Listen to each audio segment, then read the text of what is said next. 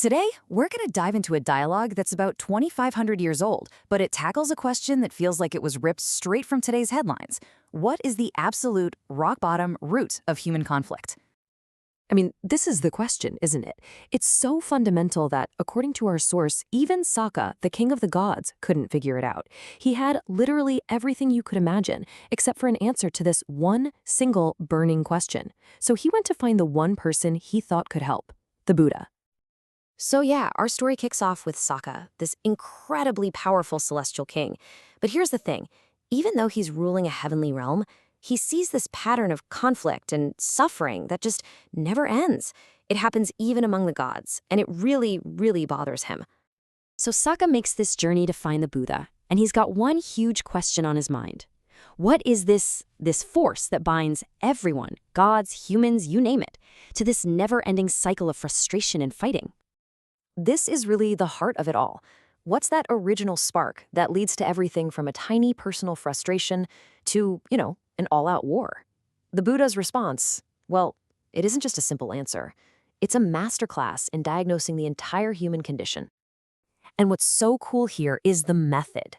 The Buddha doesn't just hand Saka the answer on a silver platter, nope. Instead, he traces the problem backward, starting from the symptom and going all the way down to the ultimate root cause. It's like a detective story for the mind, and we get to follow along. He starts with the really obvious part, the thing everyone can see and feel, conflict. The original text describes this as, well, everything, from petty arguments and lawsuits all the way up to actual battles. This is the pain point that everyone, including a king like Saka, knows all too well. So, Saka plays his part perfectly and asks that first big why, right? What's the immediate trigger that makes us fight? And this question prompts the Buddha to reveal the very next link in this incredible chain. The next layer down is this idea of zheng-ai, the tension between hate and love. The Buddha points out our incredibly powerful aversion to things we dislike and our just as powerful attachment to things we do like. This constant emotional push and pull, that's the direct fuel for the fire of conflict. But of course, the investigation doesn't stop there. Why? Why do we divide the entire world into things we desperately want and things we desperately want to get away from? The chain has to go deeper. And the next link is yuan qin, this core concept of us versus them. See, before we can even love or hate something, we first slap a label on it. Ally or enemy, on my side or against me. This mental sorting is what directly causes our attachments and aversions to flare up. Okay, so we've got this habit of sticking everything into these little mental boxes. Ally, enemy, good, bad. But where does that impulse even come from? Let's keep pulling on that thread, shall we? The Buddha points his finger at soyo, which is just desire. This is the fundamental engine, the raw wanting that powers this whole operation. It's that deep-seated craving for pleasant things and the urge to avoid painful things that forces us to label the world for me or against me. We are getting so close to the source now, desire. It feels fundamental, doesn't it? Almost like breathing. But what's feeding it? What creates this constant, nagging, insatiable wanting in the first place? And here, the Buddha identifies something really subtle, yi huo, or what we might call mental chatter. You know what I'm talking about. It's that restless inner monologue that's always going, what if only I had, maybe I need this. This endless internal debate, which never actually sees reality for what it is what gives birth to desire.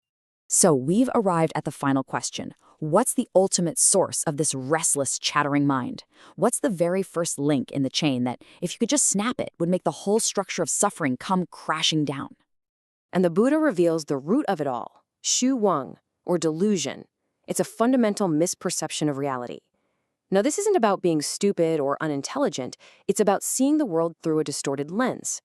For instance, seeing things that are constantly changing as if they're permanent and solid. This basic misunderstanding is the spark that kicks off the mental chatter, which creates desire, leading to labeling, then to love and hate, and finally, to conflict. The whole chain starts here. So there we have it, the complete diagnosis, which leads to the next logical question, right? What's the prescription? If the root of everything is delusion, how in the world do you break that first, most fundamental link? So the Buddhist solution isn't some quick fix. It's a complete training program for the mind, the Eightfold Path. It's designed to systematically take apart delusion, piece by piece. As you can see, it covers three main areas: wisdom, like developing the right view to see reality clearly; then ethical conduct, through things like right speech and action; and finally, mental discipline, with mindfulness and concentration. Put them all together, and these steps are meant to completely rewire the mind and break that chain right at its source. So what happened to the king? Did this deep philosophical answer actually help him? Well, the source text is crystal clear on this point. The moment Saka truly understood this chain of causation, his entire perspective just shifted. The text says his Dharma eye was opened, which is a classic way of describing a profound, life-changing moment of insight. He went from being totally trapped by his questions to being freed by the answer. The burden of all that confusion was just lifted. And get this, the impact was so powerful, it wasn't just Sokka who was transformed. According to the text, 80,000 other celestial beings were listening in. And in that very same moment of clarity, they were enlightened too. Just wow. So the crucial takeaway here is that what started as one king's very personal problem became a universal teaching. This framework for understanding how our inner world creates our outer conflicts, well, it's just as relevant and powerful today as it was 2,500 years ago. And that, of course, brings the question right back to us, to you. This isn't just some ancient story, it's a mental model you can actually use. So think about a conflict in your own life, big or small. Can you trace it backward, link by link, just like we did? Where does this chain of suffering show up for you?